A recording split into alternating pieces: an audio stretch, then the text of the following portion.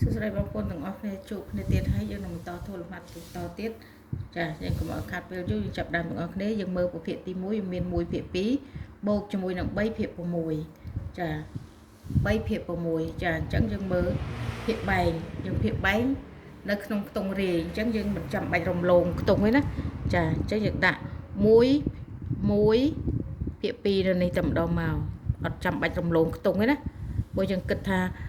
ភាគបែងវាអត់ដល់ខ្ទង់10ទេវានៅខ្ទង់រាយអូខេអញ្ចឹងប្រភេទទី2វាមាន3ភាគ6ចាយ៉ាង3ភាគ6ណាចាយើងឃើញថាប្រភេទទី2យើងអាចសម្រួលឲ្យតូចបានមុននឹងយើងចាប់ដើមគុណរោគភាគបែងរួមណាចាអញ្ចឹងយើងឃើញថា3យើងសម្រួលនឹង3បាន6យើងសម្រួលនឹង3កាលណាភាគបែងសម្រួលនឹងប្រមាណ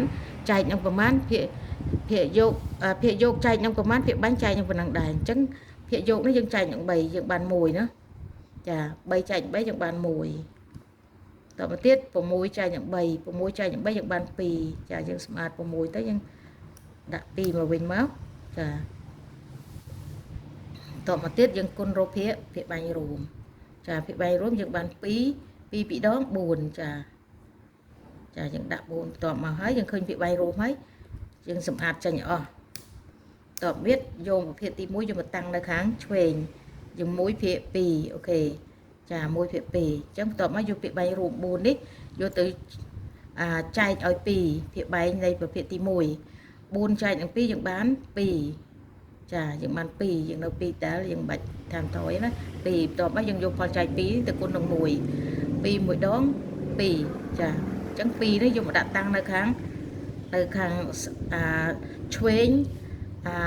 ភាគបែងរួមចាបន្ទាប់មកយើងសម្អាតនៅខាងស្ដាំប៉ុន្តែនៅខាងឆ្វេងភាគបែងរួមចាបន្ទាប់មកទៀតយើងដាក់តាំងប្រភេទទី2ភាគទី2មិញយើងបាន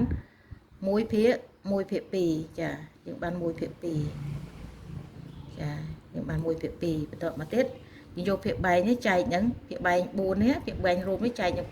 2ចែកនឹង2យើងបាន2 4ចែកនឹង2យើងបាន2ចា2បន្ទាប់មកយើងគុណនឹង2នេះអញ្ចឹងយើងបាន2 1ដង02ណាតមកទៀតយើងយកបូកមកចា2បូក2យើងបាន4